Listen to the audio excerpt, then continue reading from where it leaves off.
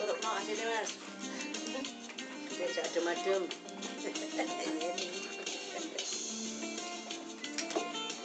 Headphone-nya ada nggak sih? Headphone-nya ngisi kabeh. Biasanya kan sampai dandan gitu. Iya ngisi apa-apa deh ya. Selamat pagi pendengar, jumpa lagi di acara Wanita dan Keluarga di hari yang ke-20 di bulan April 2015. Saya Dik Suhadi, ada Mas Anton dan Mbak Yeni, pengarah acara yang ada pukul 11 waktu Indonesia Barat. Kita akan berbincang tentang pembelajaran kitab kuning dalam bahasa Inggris untuk SMP. Ada Mas Hari Santoso, Smart Parenting Child Management. Kenapa ketawa Mas Hari? Iya, materinya berat banget. Kabar baik ya Mas Hari? Kabar baik, Udah alhamdulillah. lama saya gak ketemu Mas Hari, Iya. tambah gemuk aja, tambah Tambah seger bunder. gitu ya. Mudah-mudahan tetap sehat. Amin, gitu ya. terima kasih Mbak Uti. Dan nanti juga pendengar bisa gabung di 5346817 dan 5462961. Ini menarik sekali nih. Belajar kitab kuning aja sudah. Sudah pusing kita Nah, dengernya aja udah ini dalam ngeri, bahasa gitu ya kan. Inggris lagi. Ya. Terus kemudian diterjemahkan dalam bahasa Inggris. Nah, ini sebenarnya gini. Ini merupakan kegiatan pembelajaran yang ada di SMP Puncak Darussalam di Desa Potokan, kecamatannya saya lupa, kabupatennya Pamekasan. Pamekasan. Jadi pondok pesantren tapi juga menyelenggarakan pendidikan SMP. Itu ada di puncaknya Pamekasan. Jadi kita lewat jalan yang kalau saya disuruh balik mungkin tak bisa gitu ya kan. Karena saya dipandu. Ya. Ya, lewat hutan dan sebagainya, dia ada di puncak. Masuk berarti Ya. bukan di kotanya ya? Bukan, ada di atas hutan dan di puncak. Jadi naik kita kemudian di sana bagus, pondoknya pondok Salafi sih memang, tapi bangunannya bangunan modern. Nah, di sana menyelenggarakan pendidikan untuk anak-anak SMP. Saya sampai di sana ketemu dengan Pak Yai Abdul Hanan kalau saya nggak salah nama beliau. Malam hari itu disediakan kamar untuk istirahat. Saya memilih tidur di gazebo yang di bawahnya jurang, di seberangnya hutan.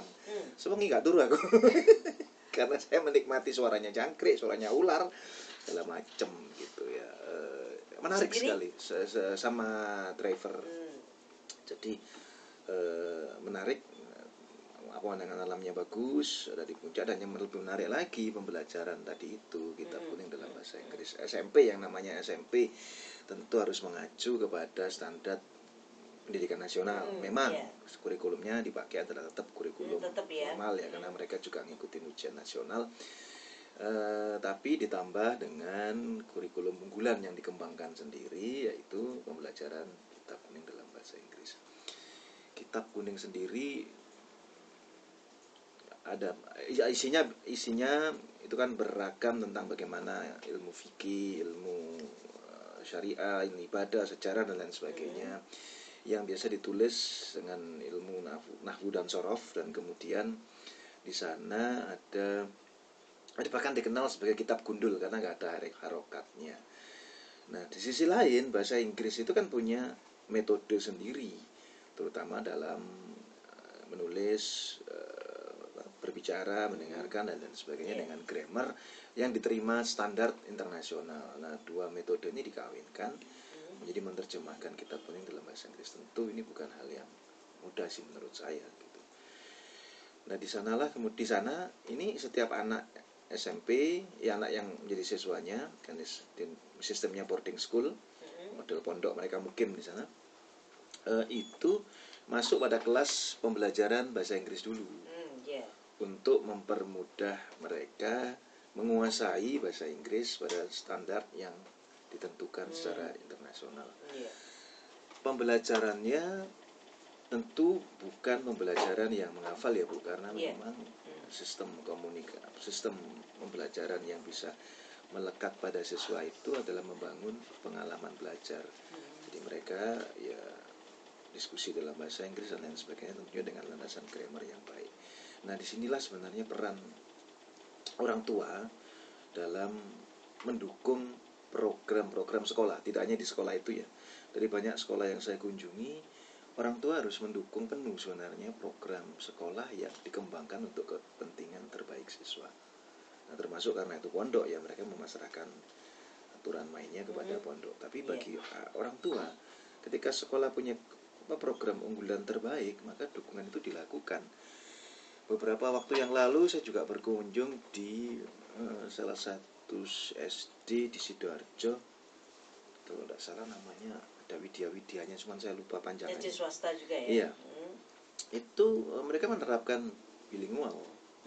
Dan iya. gurunya etes dalam bahasa Inggris gitu. Dan dia mengatakan lancar dalam bahasa Inggris. Dia mengatakan bahwa dalam belajar bahasa Inggris, anak tidak diajarkan bagaimana cara menguasai teori, bagaimana menghafal teori, grammar itu, misalnya simple present apa, nek ngapalan terus kapan ngomongnya gitu.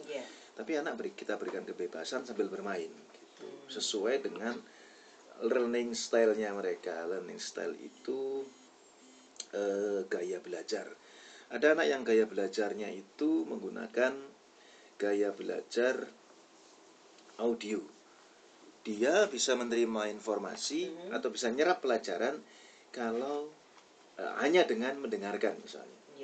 Jadi seperti pelajaran-pelajaran lewat audio, lewat radio. Dulu ada UT yang memanfaatkan radio untuk kuliahnya, ya kan. Itu anak-anak yang audio lebih cepat nangkep gitu. Makanya ada anak-anak kita yang sambil belajar dia nonton TV. Karena dia mencoba nonton TV, matanya sebagai hiburan, telinganya menangkap pesan-pesan gurunya dan mengingat-ingat, ditulis lagi. Bahkan tidak usah jauh-jauh kalau para ibu-ibu di rumah mengikuti pengajian, sampai titik koma yang diucapkan kiai hafal. Ya kan, titik koma mau ndek kene, titik ndek kene gitu ya. Hafal karena beliau audio, pembelajar auditory learning. Kemudian ada pembelajar yang visual.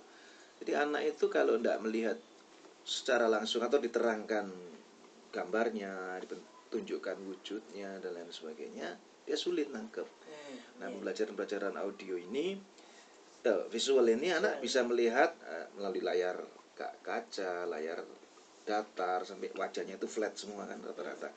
Nah, kita kan flat semua, saben bengi sing dicekel iku HP. Dicek aja hampir semua putra-putri kita kan ya bengi HP. Isu ya sik dikir, sik wiritan sampai HP ini. Apa meneh dilala terus oleh SMS ping 3 gratis 1000 SMS. Wah, itu tangan sampai ciker ya kan.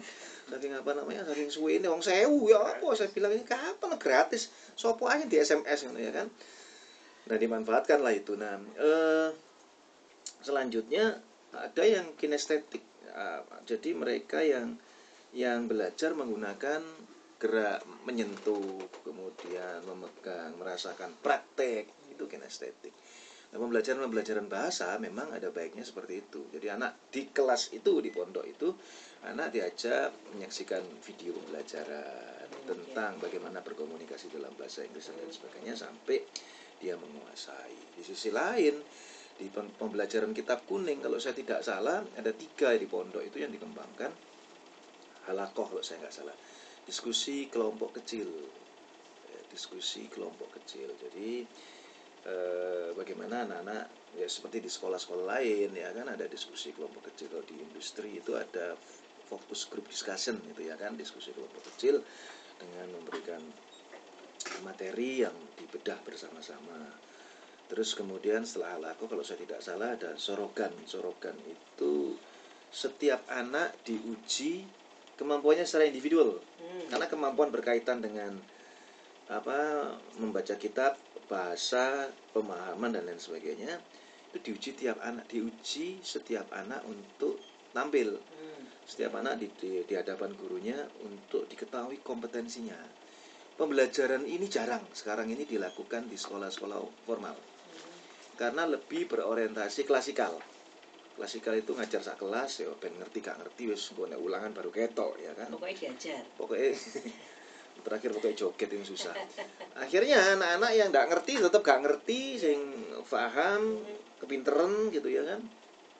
Nah, di pembelajaran model pondok kalau saya tidak salah, sorogan itu maknanya seperti itu, di mana anak diuji. Kalau saya salah mohon diingatkan oleh pendengar sendiri yang saya yakin juga ahli di bidang ini. Nah, akhirnya apa?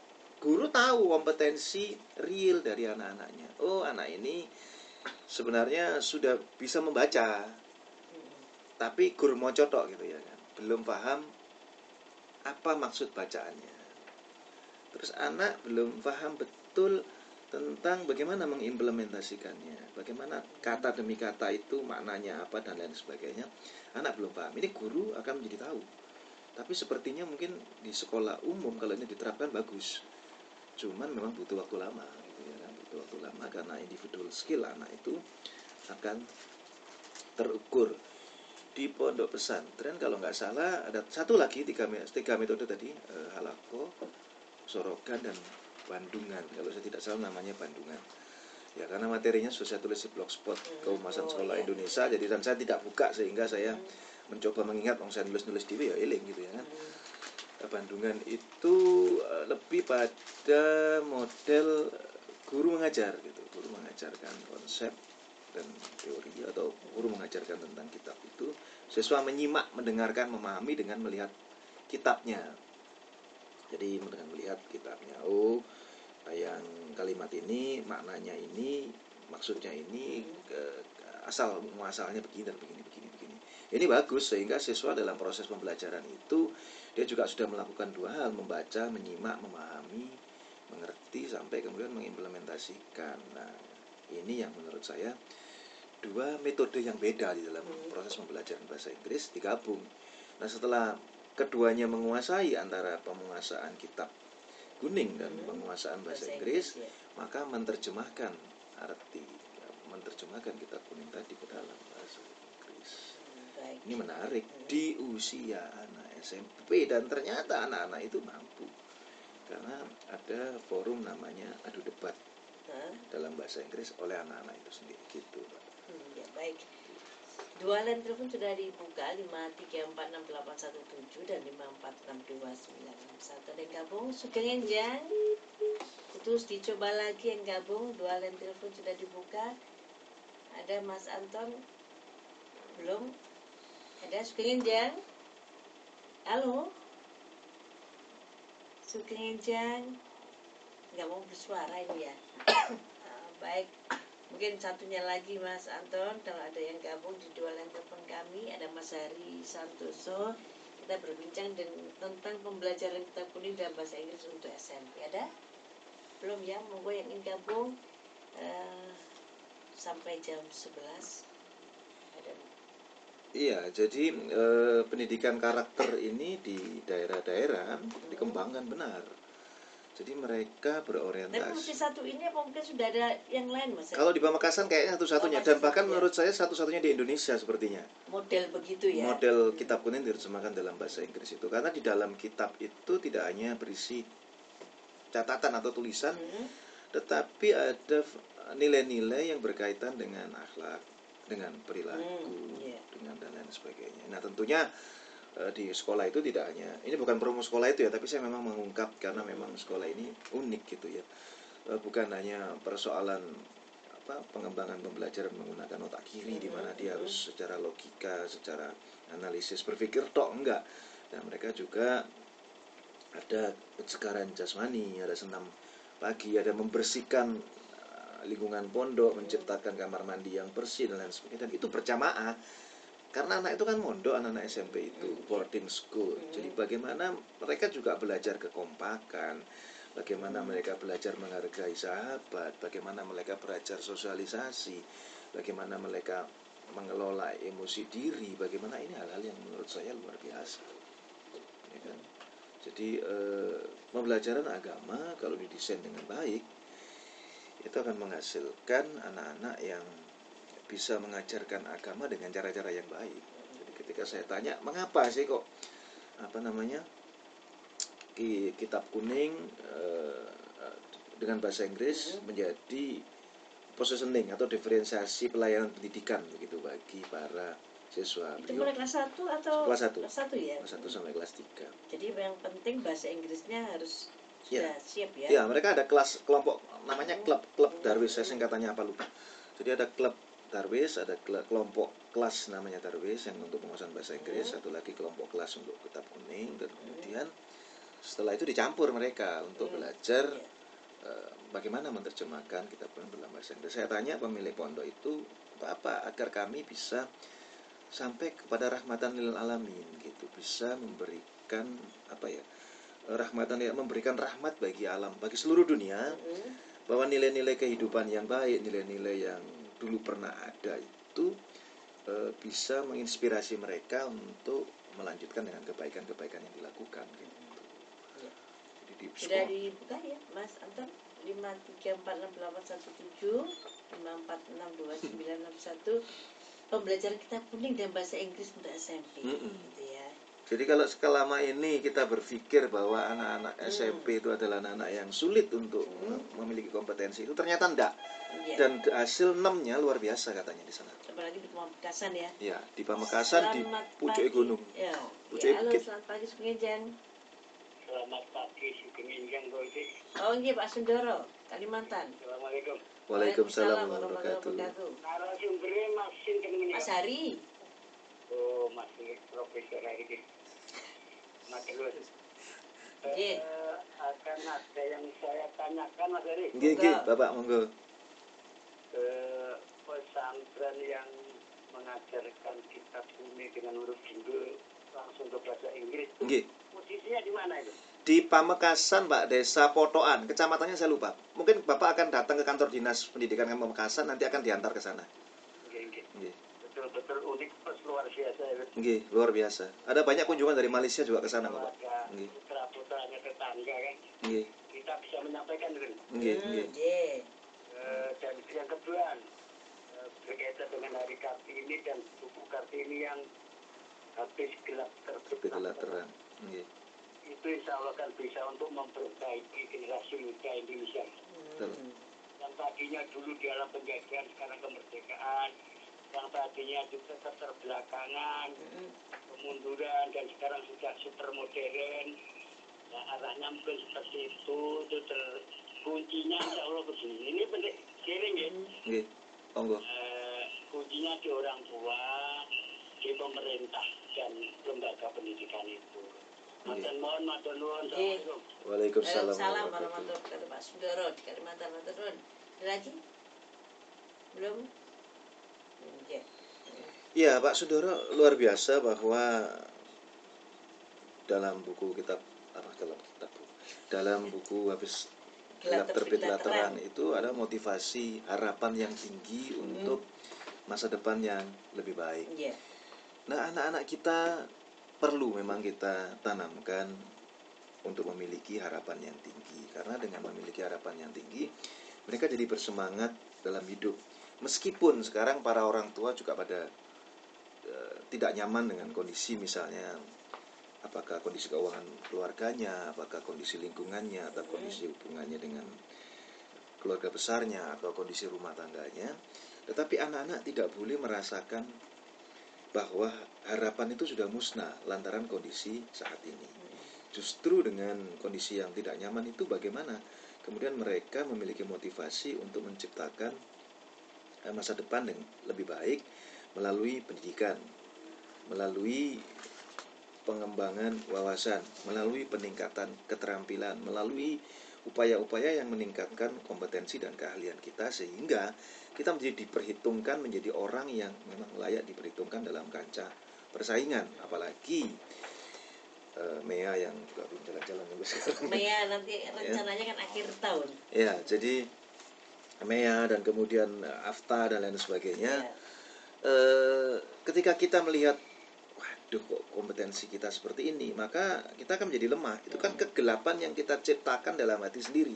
Nah, bagaimana tugas orang tua, guru sebenarnya, orang tua dan guru adalah memberikan secercah harapan bagi mereka untuk to do something, melakukan sesuatu untuk yang baik di kemudian hari. Kita tanamkan mulai saat ini bahwa mereka tidak boleh minder,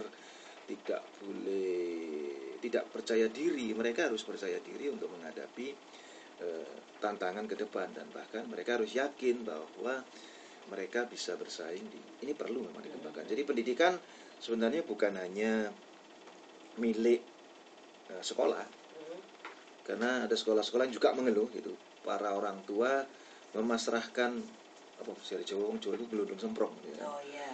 Sejak dulu digulirkannya BOS itu banyak orang tua yang tidak peduli gitu. Ya kan, dengan anaknya pokoknya diserang sekolah. Akhirnya ya sekiranya sekolah ya bingung gitu kan ya, ini mesti diapakan ini orang tuanya tidak peduli. Cukup rapot kadang-kadang kongkonan pembantune, supire dan sebagainya, tetanggane. Nah, maka pendidikan itu, pilar pendidikan menjadi kuat kalau satu, antara sekolah, pemerintah dan apa tadi? Masyarakat itu saling menyatu bahu membahu. Sehingga harapan masyarakat tentang masa depan bagi anak-anaknya dapat terakomodasi oleh sekolah, dan pemerintah memberikan dukungan penuh atas capaian-capaian dilakukan. Jadi sekolah bukan hanya sekedar membuat anak-anak punya ijazah, tetapi menciptakan kompetensi yang lebih bagi anak-anaknya. Nah, untuk masuk di situ memang harus ada tes yang khusus karena memang pembelajarannya begini Mas Adi. Sepertinya tidak ada tes khusus, jadi mereka bisa masuk. Tapi kalau nanti sudah kelasnya gemuk, kelihatannya ada tes khusus. Jadi mungkin ada persyaratan-persyaratan yang harus dipenuhi. Tapi kalau ini saya buka di sini, dan saya juga tidak menguasai betul, saya takut salah informasi.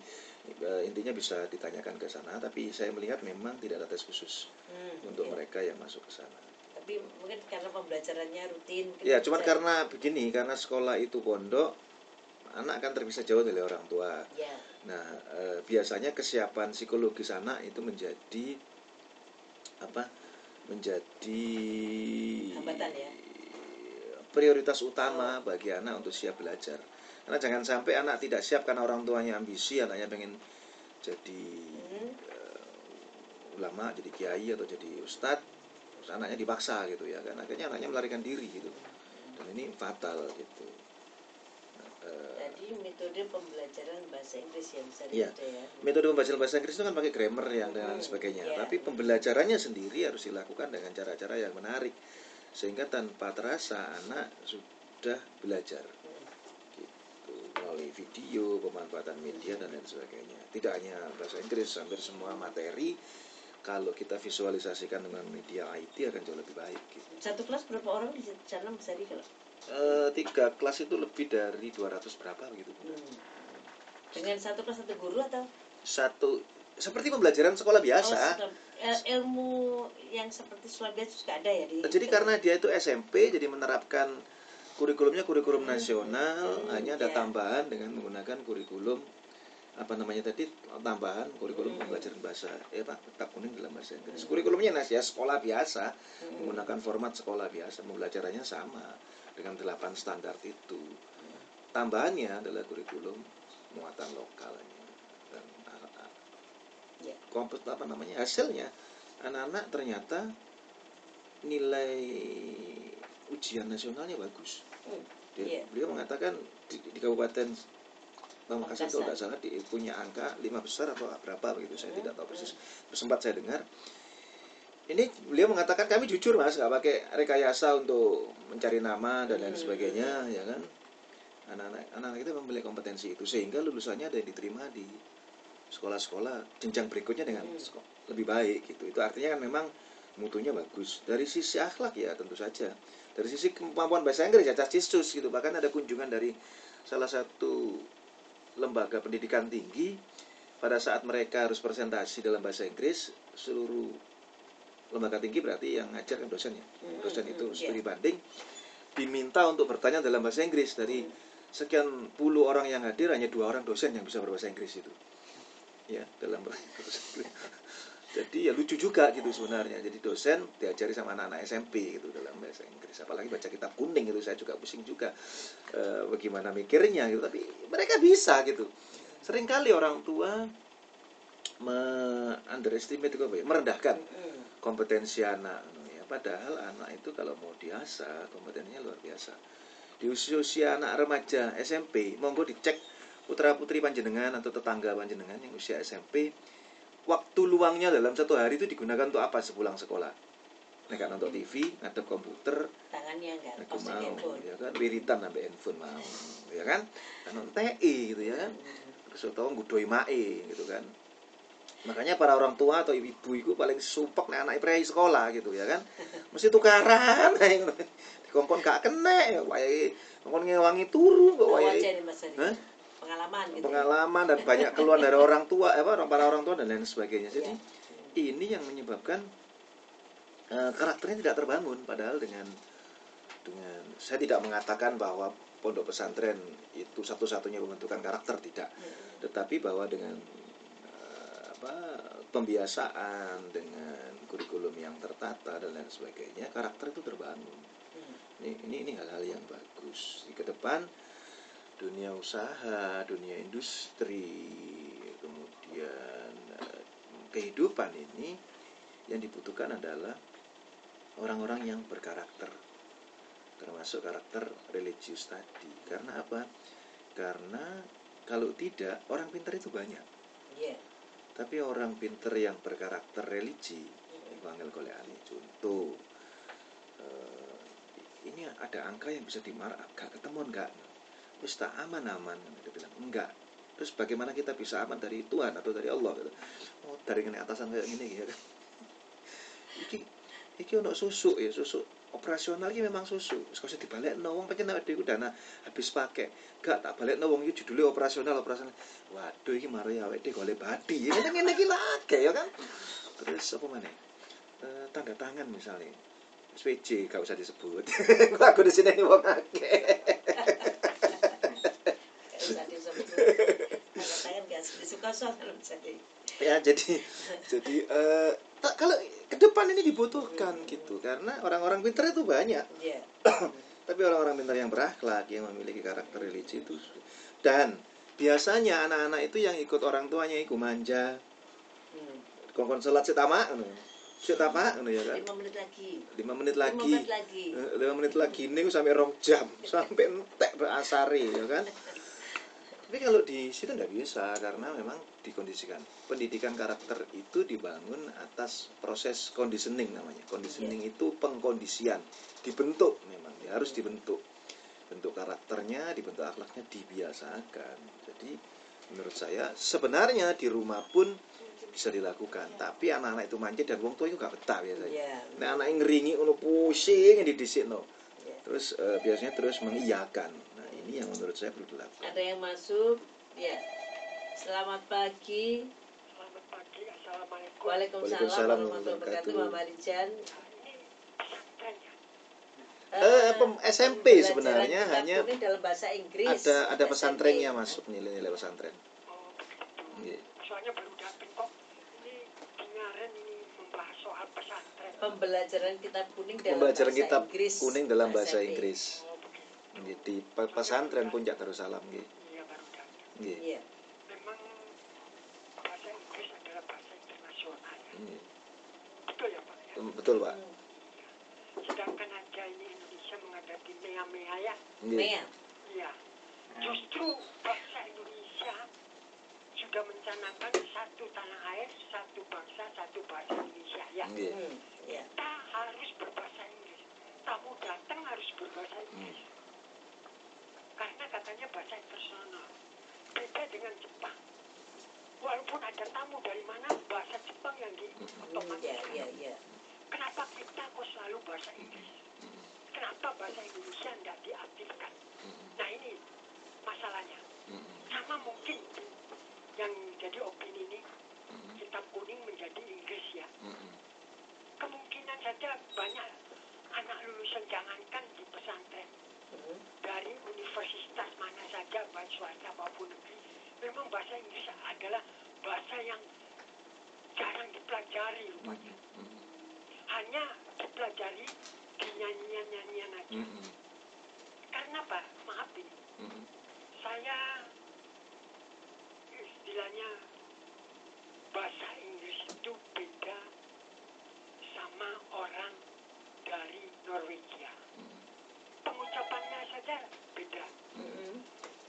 Juga orang Jerman, juga orang Korea. Nah, disinilah ada logat-logat, istilahnya bahasa dia yang ikut di dalamnya. Seperti contoh pelabuhan.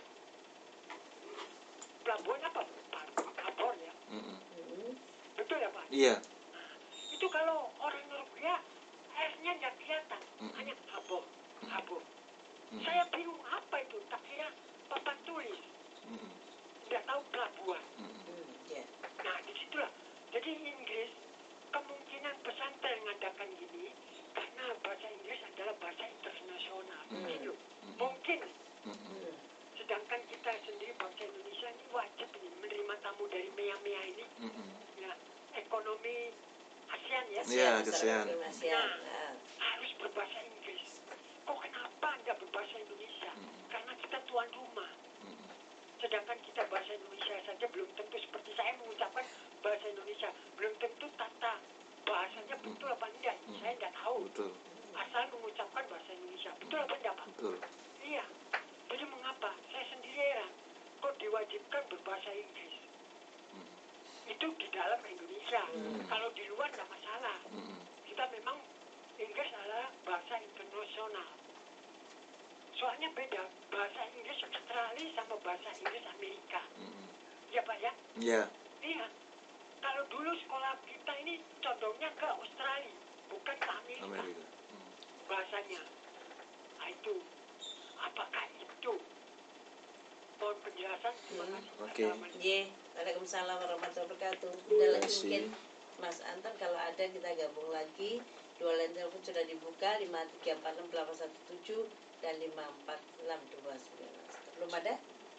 Oh, Jadi belum. Ya. bahasa itu kan sebagai sarana untuk mempermudah orang yang kita ajak bicara menjadi mengerti apa yang kita maksudkan. Nah, di dunia internasional memang bahasa Inggris terlebih dulu digunakan sebagai bahasa kesatuan dalam tanda kutip lah bagi mereka untuk berkomunikasi. Nah, ketika kita hendak menyampaikan sesuatu apa yang kita maui, yang kita maksudkan, maka mempermudah dengan bahasa yang dimengerti oleh mereka itu menjadi lebih diprioritaskan, bukan berarti itu lebih baik, tidak, diprioritaskan lantaran harapan cepatnya apa yang kita mau itu bisa segera dimengerti.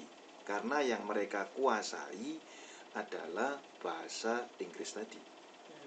Nah, sementara apabila kita ingin menyampaikan apa yang kita maui dengan bahasa Indonesia, bahasa Indonesia juga banyak dipelajari di negara-negara lain ya, karena mereka masih baru belajar gitu. Tingkat capaian kepengertian itu menjadi agak lebih panjang, sehingga efektivitas penyampaian pesan, kecepatan dan ketepatan penggunaan penyampaian informasi itu menjadi lebih cepat kalau menggunakan bahasa yang sudah mereka kuasai. Kalau saya misalnya masuk, saya tidak bisa bahasa Madura. Kalau saya misalnya masuk di pasar di mana orang-orang Madura yang tidak bahasa Indonesia, tidak bisa bahasa Indonesia, saya lebih baik mengajak teman saya yang ngerti bahasa Madura. Atau nggak bisa bahasa Jawa. Karena saya bahasa Indonesia mereka nggak ngerti, dia menjawab dengan bahasanya beliau, saya juga nggak ngerti. Dengan bahasa isyarat. Akhirnya saya pakai bahasa Tarsan gitu kan ya. Nah, tidak hanya di Madura, dimanapun. Jadi iya. saya berusaha karena saya ingin menyampaikan pesan kepada mereka adalah bahasa yang dimengerti oleh mereka, begitu Pak. Nah, persoalan bagaimana bahasa Indonesia kemudian menjadi bahasa nasional dan menjadi bahasa kesatuan bahkan persatuan seluruh Nusantara. Ini persoalan bagaimana kita mensosialisasikan, mengedukasi masyarakat dunia dengan bahasa yang kita miliki. Sudah banyak di beberapa negara bahasa Indonesia dipelajari sebagai ilmu pengetahuan dan sekaligus juga sebagai mungkin kelak akan dikembangkan menjadi bahasa internasional juga. Perkembangan terbaru seperti itu, Pak. Jadi seperti kitab kuning ini memang kenapa dalam bahasa Inggris mungkin untuk lebih memudahkan begitu Iya, ya. memang kitab kuningnya kan dari sana karena tulisan dalam bahasa Arab ya kan. Iya. Kemudian maksud dari pondok tadi supaya kelak ketika mereka terjun di masyarakat, nilai-nilai luhur yang ada di kitab kuning itu bisa dikomunikasikan kepada orang-orang yang memang tidak mengerti bahasa Indonesia atau bahasa Jawa, mengertinya bahasa Inggris. Dan itu kan sebagai masyarakat internasional yang sementara ini masih menggunakan, bukan sementara ini, masyarakat internasional yang menggunakan bahasa Inggris sebagai bahasa kesatuannya dalam tanda kutip. Maka bahasa dibedakan sebagai bahasa sebagai ilmu pengetahuan dan bahasa sebagai alat atau sarana komunikasi. Ini aku boleh ngajar ilmu bahasa kali ya. Tapi nampaknya di sana juga anaknya fine aja. Oh, seneng banget gitu. Bahkan saya bilang, ya wawancara bahasa Inggris itu meskipun bahasa Inggrisnya nggak bagus-bagus amat atau bahasa Arab, saya bilang Saya tanya ini sing nonton iki wong Jawa Mas, wong Indonesia, orang Jawa Timur karena itu untuk keperluan syuting di TVRI yang hari Rabu itu. Nanti kalau sampean pakai bahasa itu, mereka juga nggak ngerti gitu, pakai bahasa Indonesia saja gitu. Jadi sebenarnya kalau saya ketemu bule memang saya gunakan bahasa Inggris. Karena kalau saya gunakan bahasa Indonesia masih butuh terjemahan yang panjang gitu ya kan. Jadi saya gunakan, dan saya juga melihat bahwa produk ini disaksikan oleh teman-teman kita di Jawa Timur dengan bahasa Indonesia, maka bahasa Indonesia yang saya gunakan. Ada yang masuk, selamat siang, sugeng siang. J. Waalaikumsalam warahmatullahi Waalaikumsalam. wabarakatuh. Bunda, saya kemarin saya mampir ke Bebek Sinje dan ke ini, kemana? Belum sempat mampir ke karena situ penuh, ke Bebek Songkem, Bunda. Dekat situ perempatan rumahnya Bu Susi Arina. Lah saya kan enggak tahu. Tidurnya bebek dijai, Mbak. Iya. Lebih enak itu. Iya. Ayamnya wungkul. Wungkul. Iya. Tapi enak itu. Nyongkem ya. Kan kayak nyembah itu. Iya, sungkem kalau Jawa ya. Jadi ono bebek iso sungkem ya, bebek ndek Madura tok ngono kan ya. Paling Bapak Profesor ini Mbak Uti tahu cuma bahasa songkem. Oh gitu. Oh enggak Bu Susi. Kayaknya bukan saya sombong ya Bapak Profesor. Nggih, nggih. Dengan profesor saya ibu rumah tangga. Iya, tapi Tapi profesor saya dari ibu. bisa tahu alusnya bahasa Jawa. Oh nggih. Kalau bahasa Madura itu kaji napa kabar repot panjenengan gitu. Nah, Kalau saya bahasa Jawa tahu kados pundi pawartos panjenengan. Nah, itu. Saya malah enggak ngerti. Menawi kasarnya itu Mbak Uti. Iya, iya. Deureun maka beureubeun. Gitu. Iya. Itu bahasa banyak loh bahasa Madura itu. Iya. Pamekasan itu beun. Kalau Sumenep itu beunang. Iya. Ya, ini Jadi ada tata bahasanya. ke topik ya. Nggih. Ah, monggo. Ini di Pamekasan di pondok itu di Sumenep Renduan itu ya. Pamekasan Bunda, Pondok Darussalam, Puncak Darussalam. Desanya Desa Potokan, kecamatannya saya lupa. Pakong itu ya. Desa apa? Bukan Pakong Pasian itu. Ya itu yang saya datang. Kalau saya itu di Bandung. Ya, kalau di Sumenep Renduan itu Al-Amin kan. Nggih, nggih. Itu juga bahasa Inggrisnya bagus sekali Iya. seperti Gontor itu. Nggih. Ya, kalau saya tidak tahu bahasa Inggris, Bapak Profesor Pak Uti, tapi lagu kenangan saya kok bahasa Inggris gitu. Why do you love Saya, me? Mas Harnowo itu kok membuat lagu kenangan kepada saya orang Madura itu kok Why do you love me? Iya, itu lagu kenangan saya waktu Mas Harnowo kenalan sama saya. Oh gitu. Nyanyiannya itu toh. Kembali lagi ke topik ya Bapak Profesor. Ah, monggo. Mencari ilmu itu katanya pepatah itu sampai jauh ke negeri Cina. Ya. Tapi yang saya tanyakan ini Bapak Profesor, bahasa dari luar itu ya bahasa internasional ya, bahasa Inggris, tapi jangan sampai menindih bahasa daerah. Betul. Betul apa tidak? Betul. Soalnya bahasa Indonesia ini kaya sekali. Setiap daerah itu bahasanya itu macam-macam. Betul. Iya, mungkin ribuan gitu bahasa daerahnya itu. Tapi cuma bahasa internasional itu cuma satu. Bahasa Inggris gitu. Ya sudah, itu aja. Betul apa tidak, jangan sampai menindih bahasa. Kadang-kadang ini Bapak Profesor, orang Madura ya tidak tahu bahasa alusnya Madura. Iya. Iya, kadang-kadang. Orang Jawa ya juga gitu. Ya. Wong Jawa karo Jawane, Bu. Iya. Kalau disalahkan tuh, adik saya, ipar saya misalnya, Dek, kamu kok nggak tahu bahasa alus sih, padahal orang Jawa. Orang Kediri itu kan alus ya, Pak Udi. Loh, aku kan Surabayaan, nggak gitu. Lo harus belajar sama ibu. Ya. Gitu. Nanti kalau putra-putranya itu tanya, kan gimana? Menantu saya itu takut jadi orang Jawa, nanti saya nggak tahu bahasa Jawa, gimana Bapak Profesor? Nggih. Kan kesulitan. Iya. Gitu. Ya mudah-mudahan bahasa dari luar sama bahasa internasional jangan sampai menindih Betul. bahasa daerah Betul. kita. Oke, Luar matur biasa. nuwun, Terima Bapak kasih, Bu Profesor. Susi. Mudah-mudahan jenengan naik lagi di tingkatnya profesor apa Pak Uti? Pak Uti. Naik di gedungnya, atapnya, ruangnya profesor. Ya, soalnya saya kan titel saya kan DRF Pak Profesor.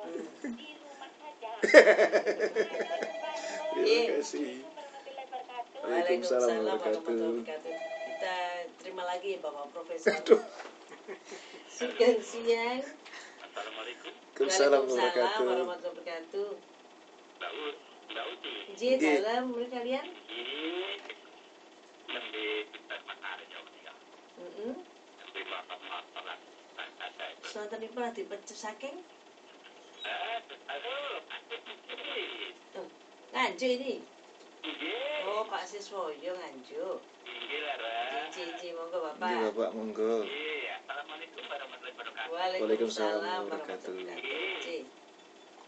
Itu kan bukan suatu pakem ya, memang ini dapat saya aja ya. Jadi saya tentang bahasa daerah, bahasa Inggris dan sebagainya. Itu bagi saya loh ya. Nggih. Untuk mempermudah daripada suatu komunikasi atau kebicaraan. Kalau kita menuntut ilmu, berarti bisa menguasai seluruh bahasa.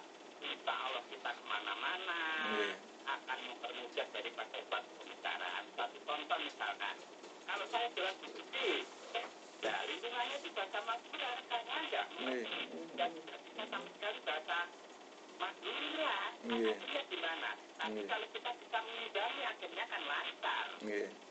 Ya, tapi tidak lupa kita akan meninggalkan suatu bahasa Indonesia, gitu loh. Tapi ya kalau kita di negara kita ya pakai ya bahasa Indonesia, tapi oleh karena itu suatu pengetahuan dan memperbanyak satu bahasa itu tidak ada jeleknya, tidak ada jeleknya. Itu bisa memperlancar, saya ulangi lagi, daripada suatu pembicaraan. Nah ini perlu kawingono, campuran pisan. Perlu kawingono, bukan bahasa nono. Nang hari. Iya. Penjenengan halusnya boso mangan itu nopo? Dahar. Ini kira ngaut malah Nggih. Kenapa? Lah itu out.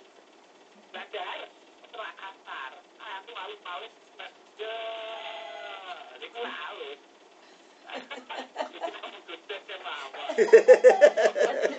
Ada tapi dipanjangkan.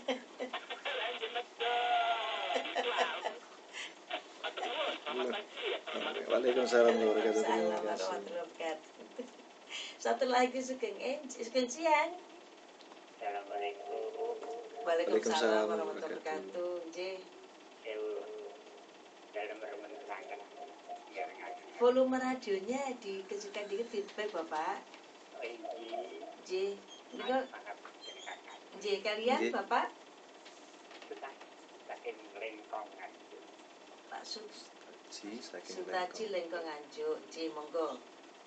Dan saya kalau mau panjang betul cukup. Ji. Ya, ada ini mereka menapa mereka betul tinggi makan. Mangan yo mangan. Dahar yo dahar. Wena-wena sebelum mereka. Makan kacang kolong lo. Itu anjir penumpang. Iya, penumpang. Dan sewu. Kaulo dadi ngaturi penjenengan. Nek kacang kolong menika ingkang boten delungro. Penjenengan pulau pari. Pangapunten menika. Paken gitu. Lajeng modalipun saged pun dicaranipun saksi. Haring kan katanya. Kene tak paringi, kene tak paringi. Ayo kene paring bae ibu kono lah ya. Tapi pun dicaranipun. Dan dia pangapunten kata Allah gadai pemangki kok bilang namun dituntut kok ingatan jiwa ada tunggu ya do hari ini ayah ditinggali ibu lah ngacem dan saya sangat punten menuntut ke mana menurut sakit tinggi nah ini matur nuwun sangat punten saking kediri kalian saking nganjuk sampai di kamu kiri oke assalamualaikum warahmatullahi wabarakatuh. Waalaikumsalam warahmatullahi wabarakatuh. Ditahan Mas Anton, ada Bu Susi. Masih sampai tadi. Iya. Sampai bingung aku. Bu Susi, jadi begini, apa namanya di dalam begini, mengenai lagu yang diingat tadi dan tidak paham bahasa Inggris tapi hafal dengan lagu. Ada anak-anak yang juga belajar bahasa Inggris melalui lagu loh. Tidak cuma menyanyikan tapi paham artinya. Dan lagu itu kalau untuk apa namanya long term memory, ingatan jangka panjang itu jauh lebih kuat. Jadi memori akan menjadi lebih kuat kalau kita apalagi di sana ada unsur emosi yang ada. Kenangan dengan mantan pacar pek lagu opo wis tambah judek ya. Ngamuk mbek bojone terus ngono lagu kenangan dengan mantan pacar gitu misalnya. Wah, wis pasti eling lagu itu. Jadi di long term memory itu sangat kuat ya lagu itu. Nah, karena itu banyak orang yang belajar bahasa juga menggunakan lagu. Nah, pertanyaan-pertanyaannya berat kena tata bahasa baik. Saya bukan ahli bahasa Jawa, saya juga bukan ahli bahasa Inggris dan bukan ahli bahasa Indonesia. Tapi begini, bahasa apapun sebenarnya di situ bahasa sebagai pengetahuan. Nek wong Jawa nek krida basa ada tata bahasanya sebagai pengetahuan. Cara penyampaian di tempat mana kepada siapa itu memang sebagai pengetahuan harus dikuasai. Yang kedua, bahasa sebagai alat komunikasi. Sebagai alat komunikasi atau untuk menjalin sebuah relasi bagi orang lain. Yang ketiga, ada filosofi di balik makna bahasa. Nah, terutama pada bahasa-bahasa daerah, ini kan saking banyaknya dan akan musnah karena anak-anak juga pakai bahasa alay yang juga di dunia internasional gak diakoni, di dunia bahasa Indonesia tidak diakui, tapi dikembangkan gitu. Ini kan makin kacau juga sebenarnya. Nah, bagi orang-orang yang ahli, bukan ahli, bagi mereka yang masih menguasai bahasa aslinya, para bini sepuh misalnya, perlu membiasakan sebenarnya kepada putra-putranya langsung, bukan langsung ke cucunya, karena pasti akan berkelahi gitu ya kan, ke putranya langsung. Yang kedua, jangan lupa menuliskan sebenarnya, menuliskan tentang bahasa-bahasa daerah dan lain sebagainya itu ke dalam sebuah tulisan, karena tulisan itu akan menjadi kenangan sejarah yang luar biasa dan itu tidak hilang. Plus setelah ditulis dipublish itu diunggah ke, sekarang mohon maaf, blogspot itu banyak yang gratis ya. Blogspot, kemudian WordPress, blog ya, blogger untuk para blogger itu banyak yang gratis, web situs-situsnya diberikan gratis. Nah, itu diisi dengan ilmu-ilmu bahasa yang dimiliki oleh leluhur kita yang unggul, sehingga kita itu kaya dan diterjemahkan, ditranslasi ke dalam bahasa Indonesia, bahasa Inggris atau bahasa yang menjadi target segmen kita. Misalnya huruf Jawa itu nek dipangku mati, filosofinya apa gitu misalnya, ya berarti pegawai kena sering dilindungi terus, dienakno terus, akhirnya ya mati, gak berkembang kreativitas. Misalnya begitu pegawai, anak ya seperti itu kan filosofinya besar gitu. Nah, itu ditulis gitu. Kalau itu ditulis maka menjadi kekayaan intelektual yang luar biasa. Di situs, kalau tidak salah, mohon maaf ini saya terus bangsa bongkar-bongkar situs Kiki Demang misalnya, itu membahas, kalau tidak salah loh, ini karena saya pernah sekilas buka, membahas mengenai Rebupon, ngono-ngono itu loh, karakternya apa gitu ya. Itu bagus karena orang bisa belajar. Syukur kalau ditranslasi ke dalam bahasa Inggris, sehingga dunia tahu kita itu kaya. Persoalannya kita itu lemah dalam penulisan bukti-bukti sejarah. Penulisan itu tidak hanya ditulis dalam tulisan tangan dalam bentuk Word, bisa foto, bisa video, pengucapan yang benar, lafaz yang benar, pakai kayak apa, jadi tutorial. Wah, kaya benar negara kita. Ini bukan kaya dalam artian uang loh, tapi budaya kita, ragam bahasa kita, kesenian kita, apapun itu menjadi sangat kaya.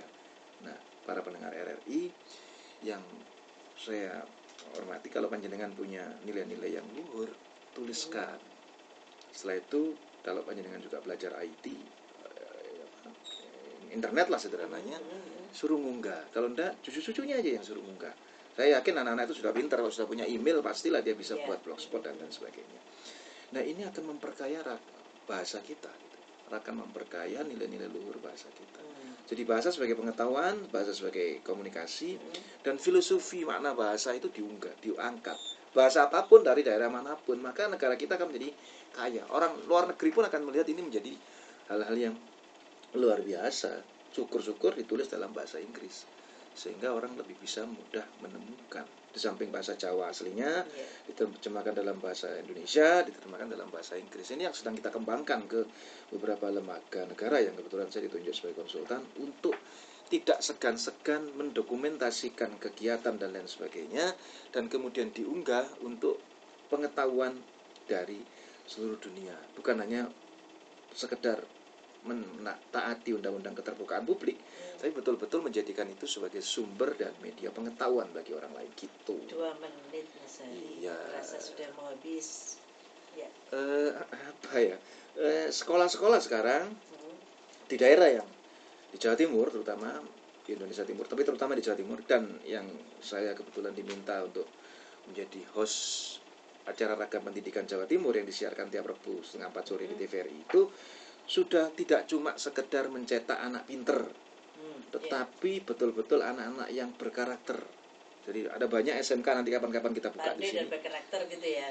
Dunia usaha dan dunia industri itu yang digoleki adalah anak yang berkarakter. Nek pinter ngono akeh, terampil iku akeh, tapi sing duwe karakter, duwe akhlak yang baik, punya kedisiplinan dan lain sebagainya, itu yang dicari. Maka sekolah sekarang berlomba-lomba membangun karakter siswanya. Mengenai kitab kuning dalam bahasa Inggris, harapan dari pemilik pondoknya, Pak, bukan pemimpin pondoknya, mengharapkan agar nilai-nilai keluhuran, nilai-nilai kearifan lokal itu bisa kelak dikomunikasikan ke seluruh dunia. Ini luar biasa. Dan anak-anak ternyata sangat bisa menguasai. Jadi jangan pernah remehkan anak-anak SMP kita. Kembangkan potensi kita, potensi mereka, anak-anak kita mulai SD sampai SMP, bahkan sampai mulai TK, agar mereka kelak menjadi orang-orang yang bisa diandalkan. Gitu Mbak Uti. Nggih, matur nuwun Mas Ari. Terima kasih. Mudah-mudahan ini juga bisa menginspirasi yang lain gitu Ya. ya. Membuat yang mungkin dengan berbeda gitu ya. Iya, model-model yang banyak. Jadi kalau panjenengan materi ini saya tulis di kehumasan sekolah Indonesia.blogspot.com. Saya tidak pakai web yang berbayar karena yang gratis bisa dimanfaatkan gitu. Meskipun dibilang gak keren Mas Ari, bukan persoalan kerennya, tetapi karena ini memanfaatkan apa yang ada dulu, dan Anda bisa belajar di sana. Dan insya Allah apa yang saya sampai scan ini akan ditayangkan di TVRI Rabu jam 3:30 sore, cuman tanggalnya belum tahu gitu. Baik. Terima kasih Mbak Uti juga boleh promo acara saya tadi. Waalaikumsalam warahmatullahi wabarakatuh, dan tentunya ada manfaatnya bagi pendengar. Dan pendengar, enggak di sini jumpa kita di acara Wanita dan Keluarga. Selamat siang.